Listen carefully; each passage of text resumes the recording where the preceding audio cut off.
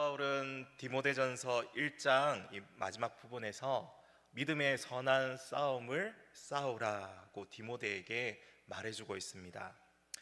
18절에 보면은 1장 18절에 아들 디모데야 내가 내게 이 교훈으로 명하노니 전에 너를 지도한 예언을 따라 그것으로 선한 싸움을 싸우며, 이 선한 싸움을 싸우라, 이 사도 바울의 권면은 사실 이 시대를 살아가는 저희들에게도 주시는 말씀임을 믿습니다.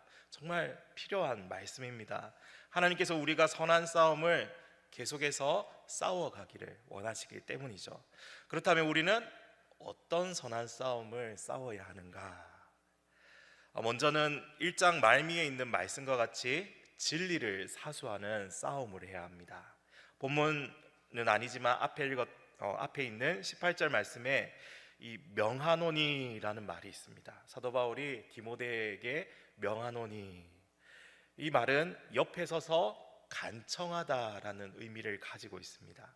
디모데가 에베소 교회에서 해야 할 사명이 있음을 강력하게 또한 표현해주고 있는 것인데, 사도 바울이 디모데에게 전해준 그 복음을 지키는 것이라고 그 이유에 나와 있습니다. 그런데 바울이 이렇게 강하게 말해야 하는 이유가 있습니다. 바로 에베소 교회에서는 후메네오와 알렉산더와 같은 거짓 교사들이 판을 치고 있었기 때문입니다. 이 사람들은 신화와 끝없는 족보에 몰두했던 사람들이라고 나와 있죠. 진리를 벗어나서 그들을 그냥 내버려 두어서는 안 되는 그러한 지경입니다. 이렇게 디모데에게는 성도들에게 바른 지식과 진리를 가르쳐야 할 책임, 필요가 있었던 것입니다. 이런 거짓 선지자들은 바른 믿음도 버렸고 선한 양심도 버렸기 때문입니다. 여러분, 이 선한 양심이라고 했는데 선한 양심이 무엇입니까? 하나님을 믿음으로 말미암아 회복된 양심을 말하는 것입니다. 양심은 죄로 인식하게 하는 우리 안에 하나님께서 주신 이 판단 기관입니다. 그런데 타락으로 인해서 어떻게 됩니까? 이 양심이 마비되어 버리죠. 그래서 제 기능을 하지 못하게 되었는데, 그런데 그걸로 끝난 것이 아닙니다. 성도는 중생함으로, 우리 그리스도인은 다시 태어남으로 자신이 죄가 있음을 깨달아 알고 자기가 죄를 짓고 살고 있다는 것을 알게 됩니다. 그렇기 때문에 선한 양심을 따라 하나님이 기뻐하시는 바른 삶을 계속해서 살아가게 되는 것이죠. 그런데 거짓 선지자들은 그렇지 않습니다. 그들의 교훈을 따르는 사람들은 진리의 말씀을 떠나서 살게 됩니다. 그래서 잘못된 신앙에 다른 사람들이 물들지 않게 하기 위해서 사도 바울은 디모데에게 간곡하게 당부합니다. 마치 옆에 서서 말하는 것처럼 진리를 사수하라, 바른 교훈을 지키라. 이것이 디모데가 싸워야 할 선한 싸움이었습니다. 잘못된 진리와 삶에 대해서 선한 싸움을 싸워가는 것, 이것이 디모데와 또 에베소 교회가 계속해서 해나가야 할 앞으로의 숙제인 것이죠. 그리고 한 가지 더 선한 싸움을 싸워야 할 것이 오늘 본문에 나옵니다. 바울 사도는 디모데에게 선한 싸움을 싸울 것을 권면하고 이어서 기도에 대해서 이렇게 언급하고 있습니다. 우리의 선한 싸움은 두 가지임을 우리는 생각해 볼 수 있습니다. 진리를 사수하는 것, 그리고 또 무엇일까요? 기도하는 것입니다. 2장 1절에 그러므로라는 말로 시작되죠. 그러므로, 앞의 내용과 연결된다는 말입니다. 그러므로 기도 역시 우리가 선한 싸움을 싸워야 할 일과 연결지어서 생각해야 된다는 것입니다. 바울은 기도로 선한 싸움을 싸우라고 연장선상에서 지금 계속해서 이어서 말하고 있는 것이죠. 그러면서 바울은 디모데에게 첫째로 권한다는 말로 강조를 하고 있습니다. 여기서 첫째로 권한다는 말은 첫 번째, 두 번째, 세 번째 이 시간 순서를 이야기하고 있는 게 아닙니다. 여기서 첫째로 권한다라는 의미는 중요성에 있어서 첫 번째라는 겁니다. 중요성에 있어서 첫 번째. 한글 성경에 생략된 단어가 하나 있는데 그걸 포함해서 읽어보면 이렇습니다. 그러므로 내가 모든 것 가운데 첫째로 권하노니, 모든 것 가운데, 생략된 모든 것 가운데라는 단어가 이 다음에 나오는 말의 중요성을 더욱 잘 느낄 수 있게 해주죠. 마치 그가 이전에도 그렇게 디모데에게 여러 가지 중요한 일들을 강조했듯이 다시 한번 그의 옆에 서서 가장 중요한 사실, 첫째 사실을 말하려는 듯한 느낌을 여러분 여기서 받으시면 됩니다. 그가 디모데에게 전하고자 하는 첫 번째로 중요한 것이 무엇입니까? 모든 사람을 위하여 기도하되, 모든 사람을 위하여 기도하라는 것입니다. 모든 사람을 위하여 간구와 기도와 도고와 감사를 하라는 것입니다. 이것이 바로 앞장에서 언급하고 있는 앞장의 것과 연결되어서 바울이 디모데가 기도로 선한 싸움을 싸우도록 강력하게 권면하고 있는 말씀입니다. 우리 다시 한번 우리 1절 말씀을 같이 읽어보겠습니다. 그러므로 내가 첫째로 권하노니 모든 사람을 위하여 간구와 기도와 도고와 감사를 하되. 아멘. 먼저 바울은 모든 사람을 위해 기도해야 한다고 합니다. 간구와 기도와 도고와 감사를 말씀하고 있는데, 여러분 이 네 가지 단어가 사실 구분이 잘 가시나요? 각각 이 비슷하게 보이지만 각각 이 강조점이 사실은 이 조금 다른 단어들로 쓰여 있습니다. 여기 간구가 먼저 나오죠. 이 첫 번째로 이 간구는 어떤 특별한 상황에서 간절한 이 필요를 따라서 하나님 앞에 기도하는 것을 말합니다. 하나님께 사실은 탄원하는 기도죠. 급박한 일들이나 이런 것들로, 중요한 일들로, 쉽게 말하면 간절히 구해야 하는 특별 기도라고 보시면 될 것 같습니다. 두 번째로 이 그냥 나오는 기도, 이 기도는 성도가 일상에서 드리는 그러한 기도이죠. 하나님께 드리는 모든 경건한 아뢰임을 뜻하는 것이 바로 이 기도, 일상적인 기도입니다. 그리고 세 번째로 이 도고라는 말이 나오죠. 사실은 이 성경에서 딱 한 번 쓰여진 단어입니다. 굉장히 드문 단어인데, 이 도고라는 말이 주로 우리 통성 기도할 때 어떻게 자주 사용되는데, 성경에서는 딱 한 번 등장하는데 우리가 흔하게 사용하는 어떤 말이 있을까요? 중보라는 말이 있죠. 중보 기도라는 의미를 가지고 있습니다. 쉽게 말해서 타인을 위해서 하는 기도입니다. 다만 우리 합동교단에서는 이 중보 기도라는 단어를 사실은 사용하지 않자라고 결의한 적이 있습니다. 왜냐하면은 이 하나님과 인간 사이의 중보자는 누구밖에 없다고요? 예수 그리스도밖에 없기 때문에, 한 분밖에 없기 때문에 교황이나 사제나 천사도 그 누구도 중보자가 될 수 없다, 그렇게 해석했기 때문입니다. 죄인된 우리는 하나님과 기도의 대상이 되는 그 사람 사이에 중재자, 중보자가 될 수 없다고 보기 때문이죠. 그래서 우리 교단에서는 아예 중보라는 용어를 예수님과 관련해서만 이렇게 사용하자라고 그렇게 몇 년도인지 모르겠는데 몇 년 전에 그렇게 결의를 했습니다. 그래서 중보기도 대신에 우리는 도고라는 말을 사용하기도 합니다. 이렇게 도고는 다른 사람들의 유익을 위해서 간구하는 기도를 가리킵니다. 네 번째로 감사는 과거와 현재와 미래에 베푸시는 그 은혜에 대한 감사의 기도를 뜻하죠. 우리는 다 사실 보면 빚쟁이들입니다. 어디 은행에서 이렇게 빌린 게 아니라 우리는 누구에게 빚을 졌죠? 하나님 아버지께 빚진 자들이죠. 그 구원과 은혜의 빚진 자들입니다. 그러므로 우리는 감사, 또 감사를 할 수밖에 없는 그러한 존재들인 것이죠. 자, 이렇게 바울이 말하는 네 가지 기도의 형식들을 살펴보았는데, 이 사도 바울은 이렇게 간구와 기도와 도구와 감사를 어떻게 사용하라고 하고 있죠? 지금 모든 사람을 위해서, 모든 사람을 위해서 사용하라고 말씀하고 있습니다. 모든 사람을 위하여 간구와 기도와 도구와 감사를 하되, 여기서 우리는 모든 사람이라는 의미가 가진 범위에 대해서도 생각해 볼 수가 있습니다. 여기서 모든 사람이라는 말은 이 모든 인류를 위해서 기도하라는 것일까? 물론 포함될 수도 있습니다. 하지만 여기서 문맥적으로 1차적으로 볼 때 사도 바울이 말하고 있는 것은 조금 더 이 좁은 의미로 말하고 있는 것으로 보입니다. 이 말씀은 디모데가 사역하고 있는 그 에베소 교회에 사실은 초점이 맞춰져 있는 말씀이기 때문이죠. 디모데가 사역하는 에베소 교회에 있는 여러 다양한 인종과 또 다양한 신분의 사람들을 위해서 차별 없이 기도하기를 원하는 사도 바울의 마음이 사실은 여기에 녹아져 있는 겁니다. 만약 이 말씀을 우리가 살고 있는 이 시대에 적용해 보면 어떻습니까? 모든 사람을 위해 기도할 때 우리 교회가 속한 이 지역, 또 우리 나라, 또 이곳 사회에 속한 모든 계층의 사람들을 위하여 기도하라는 권면으로 또한 적용할 수 있기도 합니다. 성경은 왜 이곳에 있는 모든 사람을 위해서 기도하라고 말하고 있을까? 이렇게 기도하라는 이유는 기도가 우리의 이해관계 때문에 제한될 수 있기 때문입니다. 우리가 가진 이해관계 때문에, 사람과의 사람의 그 관계 때문에, 쉽게 말하는 거죠. 나랑 친한 사람만을 위해서 기도하는 거, 나랑 가까운 사람만을 위해서 기도하는 거, 그것을 넘어서서 기도하지 못하기 때문에 사실은 이러한 말씀이 있는 겁니다. 만약 고대와 같은 그 바울의 시대와 같이 계급 사회였다면, 뭐 종이 있고 이렇게 높은 이 귀족이 있고 한다면 자신이 속한 계급을 위해서만 기도하게 되겠죠.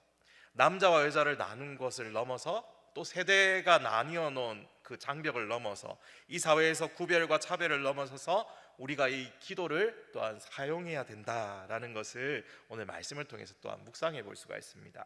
그런데 이렇게 모든 사람을 위해 기도하는데, 특별히 바울의 기도의 이 초점을 다시 한번 특정해서 제시하는데, 그것이 무엇입니까? 2절 말씀입니다. 우리 2절 말씀 같이 한번 읽어보겠습니다. 시작. 임금들과 높은 지위에 있는 모든 사람을 위하여 하라. 이는 우리가 모든 경건과 단정함으로 고요하고 평안한 생활을 하려 함이라. 아멘. 특별히 어떤 기도를 하라고 지금 주문하고 있습니까? 권면하고 있습니까? 임금들과 높은 지위에 있는 사람들을 위하여 기도하라, 그렇게 주문합니다. 여기서 사도 바울이 말하고자 하는 것이 무슨 뜻인지 여러분 이해가 되십니까? 바울은 지금 그가 속한 시대, 그들이 살아가는 사회 속에서 그들의 위정자들, 임금과 높은 지위에 있는 사람들을 위해서 지금 기도해야 된다, 특별히 너희가 더 기도해야 된다, 그렇게 말하고 있는 것입니다. 나라를 다스리는 자들을 위해서 기도해야 할 이유도 밝히고 있는데, 바로 디모데와 그가 속한 에베소 교회의 유익을 위해서라는 겁니다. 이어지는 말씀에 이는 우리가 모든 경건과 단정함으로 고요하고 평안한 생활을 하려 함이라. 그것 때문이다 라고 밝히고 있습니다. 그런데 이 당시 그들이 살고 있는 이 소아시아 지역, 이 소아시아 지역을 누가 다스리고 있습니까?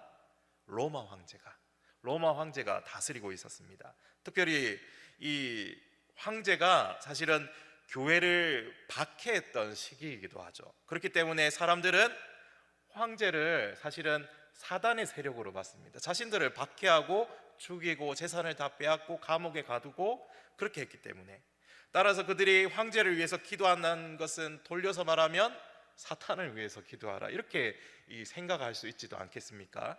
그러니 그런 기도를 할 생각조차 사실은 하지 못했을지도 모릅니다. 이 당시 황제가 여러분 누구인지 아십니까? 바로 네로 황제입니다. 광기의 사람. 자기가 이 시적 영감을 얻기 위해서 로마시를 방화하게 만든, 불태워버렸다는 그 소문은 사실 굉장히 유명한 일화 중에 하나죠. 불타는 로마시를 보면서 하프를 연주하면서 이 시를 썼더라, 그런 이제 소문이 퍼져서 로마 시민들이 난리가 났었죠. 로마의 절반인가 4분의 1인가 불이 탔는데, 이 일에 책임질 사람을 이 로마 시민들이 찾을 때 이 네로가 어떻게 했습니까?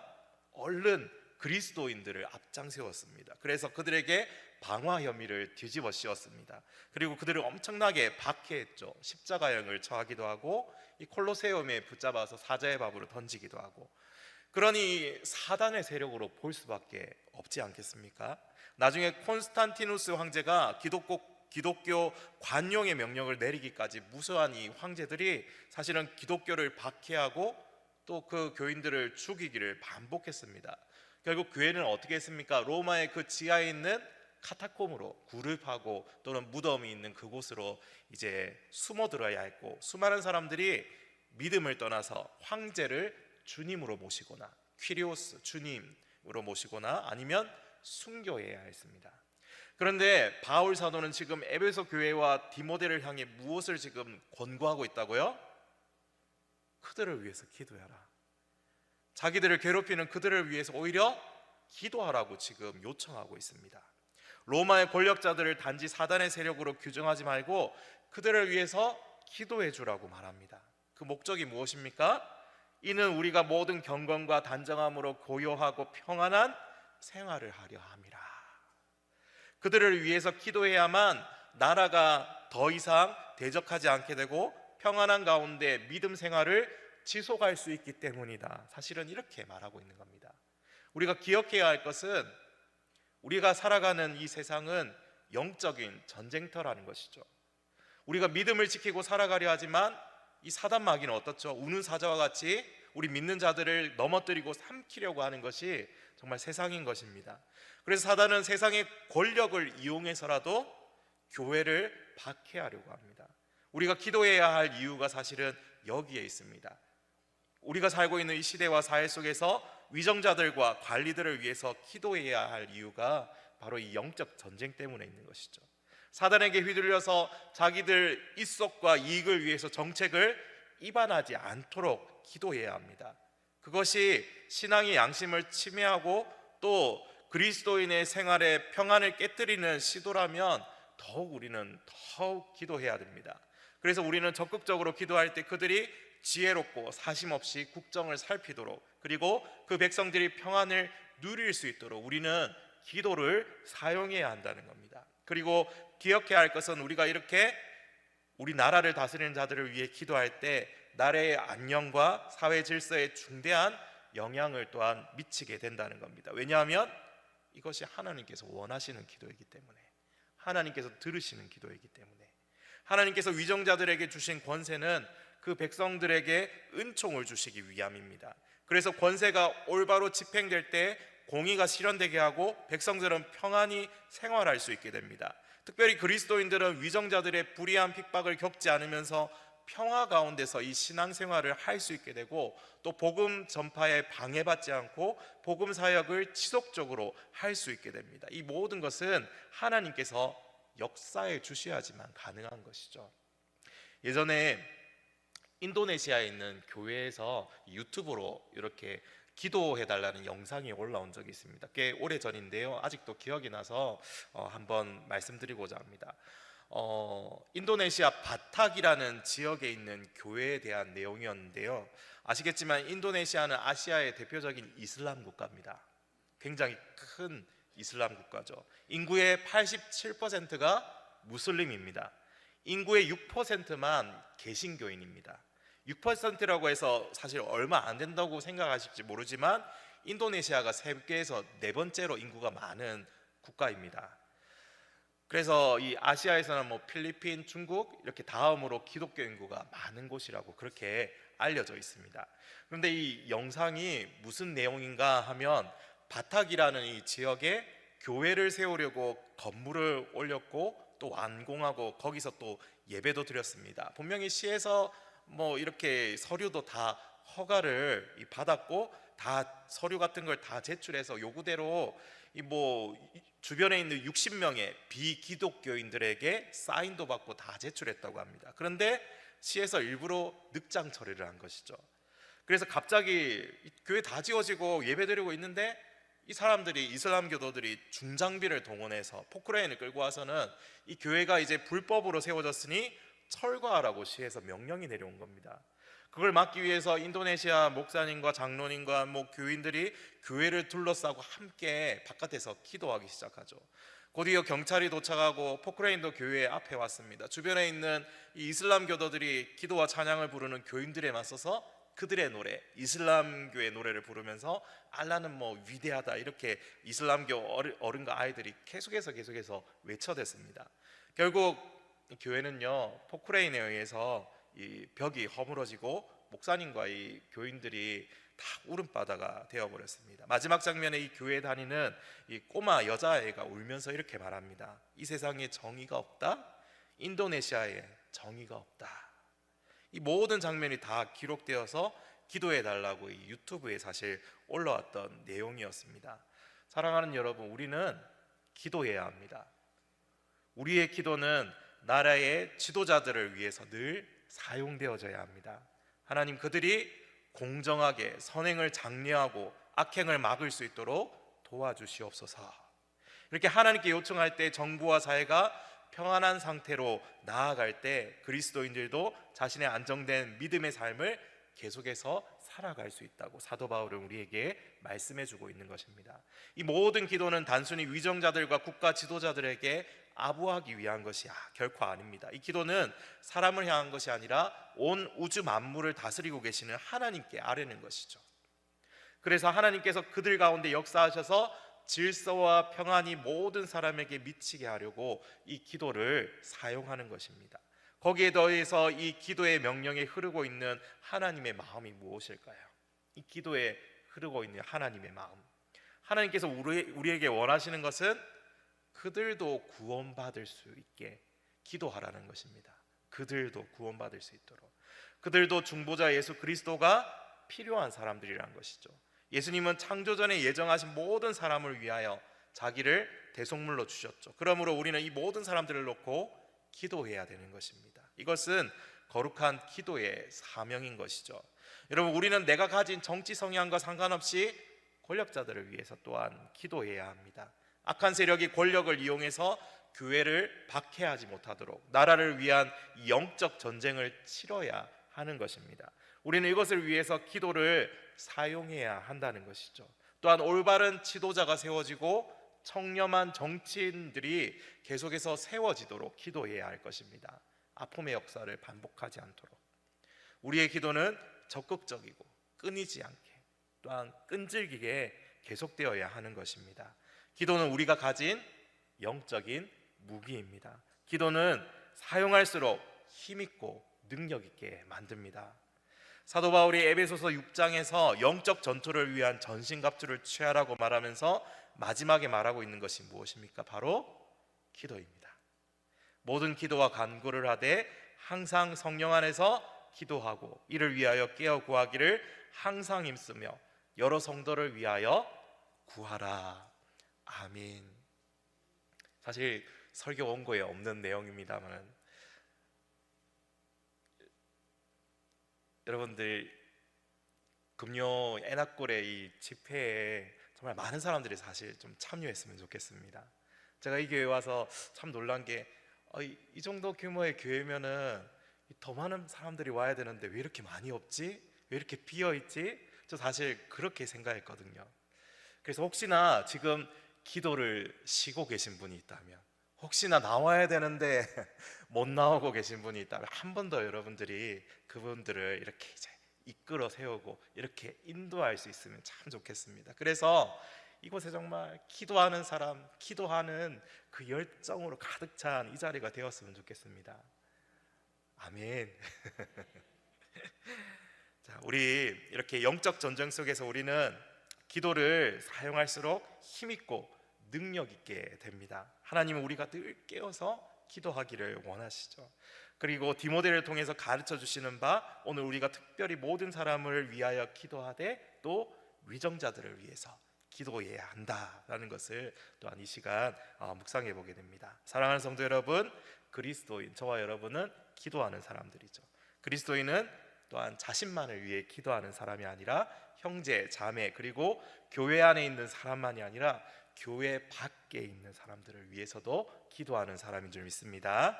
하나님은 우리의 기도가 더 능력 있게 사용되기를 원하십니다. 우리의 기도가 나를 위한 기도에 그쳐서는 안 될 것입니다. 나를 넘어서고 우리 가정을 넘어서고 우리 교회를 넘어서고 환난과 고통 속에 있는 다른 지역의 형제들을 위해서도 나아가며 모든 사람에게로 우리가 나아갈 수 있어야 하겠습니다. 여러분, 이것이 하나님께서 원하시는 기도, 하나님께서 바라시는 기도입니다. 하나님은 우리가 이렇게 기도가 확장되고 우리를 감싸고 있는 그 울타리들을 넘기를 원하시는 것이죠. 예전에 이 주기도문에 대한 책을 보다가 하나님의 아버지 되심과 관련해서 이런 문장을 본 적이 있습니다. 우리가 기도할 때 그 기도는 한 가족 안에서 이루어지는 대화와 같은 것이다. 우리가 기도할 때 그 기도는 한 가족 안에서 이루어지는 대화와 같다. 여러분, 가족이 무엇이죠? 삶의 공동체, 운명 공동체, 같은 곳에서 함께 부대끼며 살아가고 매일 함께 모여서 식사하고 자연스럽게 일상의 대화도 나누고, 마치 가족의 일상적인 장면이 우리의 기도가 무엇이어야 하는지 잘 보여주는 예인 것 같습니다. 한 분 아버지 되시는 하나님 앞에서 온 가족이 모여서 함께 나누는 대화가 기도인 것이죠. 가족의 대화는 여러분 그러면 어떠해야 합니까? 우리 가정의 대화는 서먹하고 논점이 없고 삭막합니까? 혹은 일방적입니까? 혼자서 온갖 이야기를 쏟아내는 것입니까? 사실 제가 가진 단점이기도 한데 저는 개인적으로 좀 말주변이 없습니다. 이 말을 또 잘 하지 못하고 사실은 말도 많이 하지 않는 편입니다. 그래서 집에 들어가면은 항상 이 구박을 받습니다. 말을 좀 많이 하라고. 무슨 일이 있었는지 제발 좀 이야기 좀 하라고. 이런 것들을 이제 굉장히 많이 좀 요구를 하는데 굉장히 잔소리를 많이 들었습니다. 집에서 이 말을 하려고 노력해도 사실 잘 안 떠오르거나 잘 안 되는 것 같습니다. 그래서 한켠에서는 이 가족의 대화가 참 중요하다라는 것을 생각하고 있기는 합니다. 근데 참 잘 안 되는 것 같습니다. 같은 시간과 공간을 살아가는 우리 가족의 대화는 여러분 어떠해야 될까 생각해 보게 됩니다. 이상적인 이 가족의 대화는 서로의 마음이 전달되고 또 대화를 통해서 서로를 더욱 깊이 이해하게 되고 알아가는 것이어야 할 것입니다. 저도 그래야 되고요. 그렇다면 이 기도도 사실 마찬가지일 겁니다. 예수 안에서 한 가족이 된 우리는 하나님 아버지 안에서 함께 모여서 기도를 합니다. 우리가 기도할 때에 우리 아바 아버지께서는 늘 듣고 계시죠. 그리고 말씀해 주십니다. 또 필요를 아시고 늘 준비하고 인도해 주시죠. 그런데 거기서 더 나아가 늘 우리에게 원하시는 마음이 있습니다. 우리를 양자 삼으시고 늘 우리와 함께하고 계신 아바 아버지와의 대화 속에서 그 인격적인 만남 속에서 우리가 특별히 그분께 아뢰일 것은 나 자신만을 위한 기도를 넘어서서 내가 살아가고 있는 그곳에 있는 모든 사람들을 위해서 또 기도하기를 원하신다, 이것입니다. 특별히 임금들과 높은 지위에 있는 모든 사람을 위해서 기도하기를 원하신다 했죠. 왜 그렇습니까? 그들도 구원받아야 하며 많은 사람들이 구원받을 수 있도록 복음이 전파되는 경로가 막히지 않도록 기도하기를 원하신다는 것이죠. 또한 동시에 아버지께서는 우리가 모든 경건과 단정함으로 고요하고 평안한 생활을 누리기를 원하십니다. 그리고 이렇게 말씀하시죠. 이것이 우리 구주 하나님 앞에 선하고 받으실 만한 것이다. 왜냐하면 아버지께서는 그들도 구원받고 진리를 알게 되기를 원하시기 때문입니다. 우리 3절과 4절 말씀 같이 한번 읽어보겠습니다. 시작. 이것이 우리 구주 하나님 앞에 선하고 받으실 만한 것이니 하나님은 모든 사람이 구원을 받으며 진리를 아는 데 이르기를 원하시느니라. 아멘. 사도 바울이 염두에 두고 있는 것은 많은 사람에게 전해야 할 이 복음의 확산입니다. 모든 사람은 당시 에베소에 있던 사람 중에서 그의 성별, 인종, 나이, 신분 상관없이 누구든지를 말하고 있죠. 세계 안에 인종, 성별, 나이 차별 없이 복음이 전해지고 구원의 역사가 나타나기를 원하시는 하나님의 아버지의 마음을 또한 보여주고 있는 말씀입니다. 그래서 하나님께서는 에베소 교회가 속한 그 땅, 그곳에 속한 족속들, 그 사회, 그 지역, 그 나라 속에서 누구든지 주의 이름을 부르는 자는 구원 얻게 되는 생명의 복음이 선포되어지기를 원하셨습니다. 바울 사도는 이를 위해서 하나님이 자신을 세우셨다고 말씀하고 있습니다. 이것을 위해서 하나님께서 예수 그리스도를 우리의 대속물로 주시고 하나님과 사람 사이에 중보자가 되게 하셨다라고 또한 말씀하고 있죠. 사랑하는 성도 여러분, 우리는 오늘도 그리고 내일도 매일 이 선한 믿음의 싸움을 싸워가야 합니다. 하나님께서 우리에게 주신 진리의 말씀을 지키기 위해 싸우고 또 말씀을 우리 삶의 기준으로 삼고 그 말씀대로 살아가는 싸움을 꾸준히 계속해서 싸워가야 하는 것입니다. 또한 매일 저와 여러분은 기도의 선한 싸움을 싸워가야 합니다. 특히 나라를 다스리는 자들과 또 우리 주변에 있는 모든 사람들을 위해서 늘 기도를 사용해야 합니다. 비록 원수와 같은 인간이라고 하셔도 우리는 복음의 전파를 위해서 아버지께 기도를 올려드려야 합니다. 그러면 전능하신 하나님께서 응답하시고 선한 길로 인도하시고 이끌어 가실 것입니다. 또한 우리는 하나님께서 우리에게 주신 생명의 복음을 전파하는 이 선한 싸움을 싸워가야 합니다. 바울처럼, 디모데처럼 이것을 위해서 우리가 이 땅에 살아가는 것이고 이것을 위해서 우리 교회가 존재하는 것이고 이것을 위해서 우리 다음 세대를 양육하는 것입니다.